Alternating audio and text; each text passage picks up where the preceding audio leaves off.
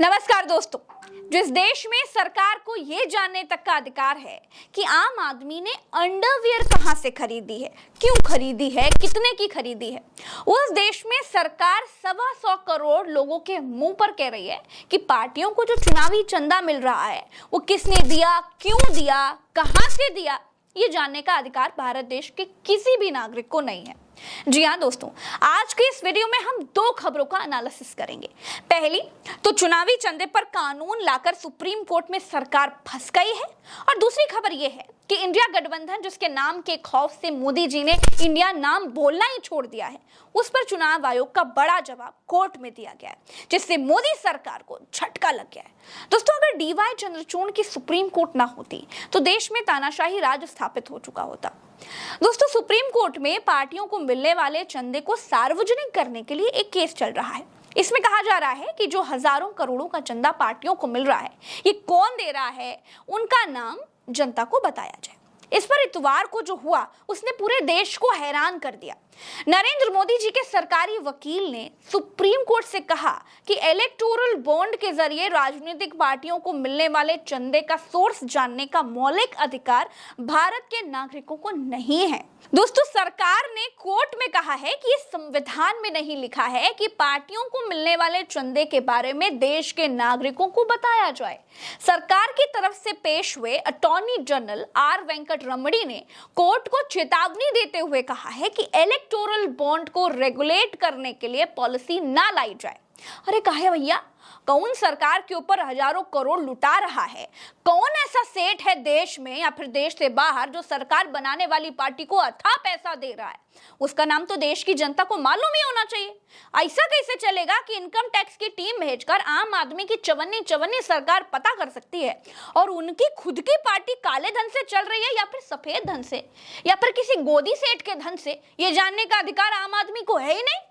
दोस्तों, electoral bond क्या होते हैं, इसके लिए तो एक अलग वीडियो मैंने बनाया है, आप चाहे तो उसे देख सकते हैं। इलेक्टोरल बॉन्ड को आप ऐसे मोटा मोटा मानिए कि इलेक्टोरल बॉन्ड से आप कितना भी पैसा किसी भी पार्टी को दे सकते हैं। एक ब्लैंक ड्राफ्ट टाइप का होता है, इसमें आपका नाम नहीं होता है। ये समझ लीजिए कि अपने बीजेपी को 10 करोड़ रुपए इलेक्टोरल बॉन्ड से दिए तो केवल एसबीआई बैंक को ही पता रहेगा कि आपने दिए हैं, बाकी किसी को कुछ मालूम ही नहीं चलेगा। हर तिमाही के पहले 10 दिन तक ये बॉन्ड एसबीआई बैंक की मेन ब्रांच में मिलते हैं। 15 दिन के भीतर इनको भुनाना होता है। अगर 15 दिन के भीतर अकाउंट में नहीं लगाया तो ये बेकार हो जाते हैं। दोस्तों, यहाँ पर कोई टैक्स नहीं देना होता है। इसी पर विदेश से अगर आपके अकाउंट में कोई पैसा आया है तो सरकार फेमा वेमा न जाने कौन कौन से कानून ला देती है। वहीं विदेशी कंपनियां पार्टियों को भी कितना भी चंदा झोंकती रहे, कोई पूछने वाला नहीं है। अब तो सरकार ने साफ कह दिया है कि ऐसा है भैया, आम आदमी को यह सब जानने का अधिकार नहीं है। बस भैया 5 किलो राशन खाओ, प्रभु के गुण गाओ, और अगर ज्यादा जानना है तो मुसलमानों की चूड़ी टाइट है, बस ये जान लो और बस मौज करो। अटॉर्नी जनरल ऑफ इंडिया मतलब सरकार के वकील ने सुप्रीम कोर्ट से कहा है कि भारत के लोगों को यह अधिकार है कि वो उम्मीदवारों की क्रिमिनल हिस्ट्री जाने, लेकिन इसका यह मतलब नहीं है कि उन्हें पार्टियों की इनकम और पैसों के सोर्सेज जानने का अधिकार है।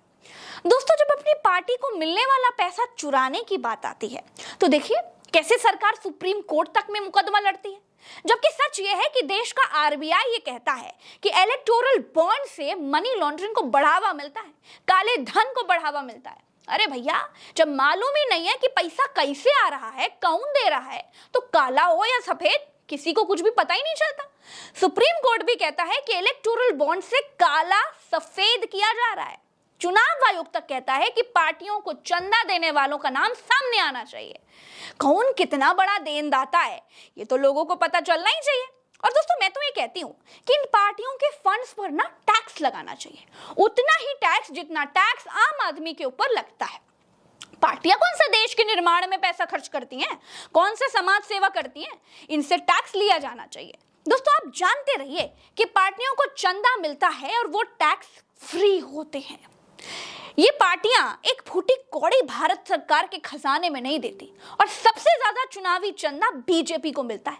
हजारों, सैकड़ों नहीं, हजारों करोड़ों में गिनती होती है। ये ग्राफ देख लीजिए, दोस्तों, सीजीआई डीवाई चंद्रचूड़, जस्टिस जेबी पारदीवाला और जस्टिस मनोज मिश्रा की बेंच ने इस केस में 16 अक्टूबर को सुनवाई की थी।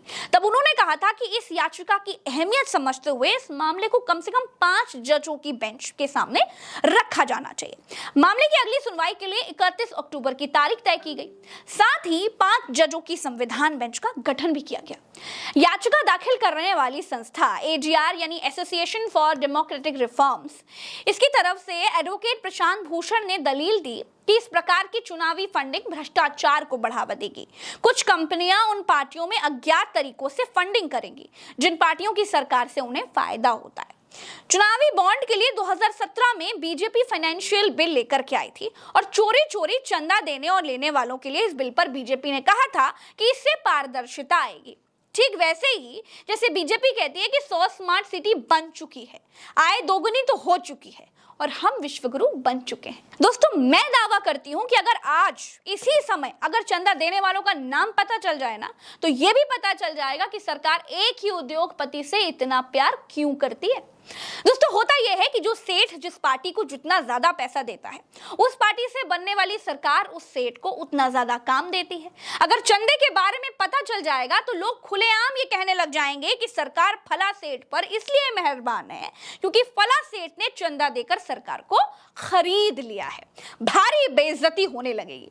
इसीलिए चोरी चोरी चंदा लेने के लिए 2017 में एक कानून पारित कर दिया गया था। और हाँ, एक बुरी खबर भी है सरकार के लिए, और वो ये है कि चुनाव आयोग ने साफ कह दिया है कि वो इंडिया नाम से जो गठबंधन बना है उसके नाम पर रोक नहीं लगा सकता है, क्योंकि अपने गठबंधन का नाम कोई भी कुछ भी रख सकता है। गठबंधन का नाम रखना लिखा पढ़ी में नहीं आता है। कोई अपने गठबंधन का नाम बोलचाल की भाषा में कुछ भी रख सकता है। दिल्ली हाई कोर्ट में इंडिया गठबंधन के नाम को हटवाने के लिए एक याचिका दी गई थी, जिसके बाद हाई कोर्ट ने चुनाव आयोग से जवाब मांगा था। चुनाव आयोग ने हाई कोर्ट को साफ बता दिया है कि बॉस, इसमें हम कुछ नहीं कर सकते, इंडिया नाम हम नहीं हटा सकते। दोस्तों, मैं गारंटी देती हूं कि ये दोनों खबरें आपको किसी गोदे मीडिया के चैनल पर नहीं दिखेंगी।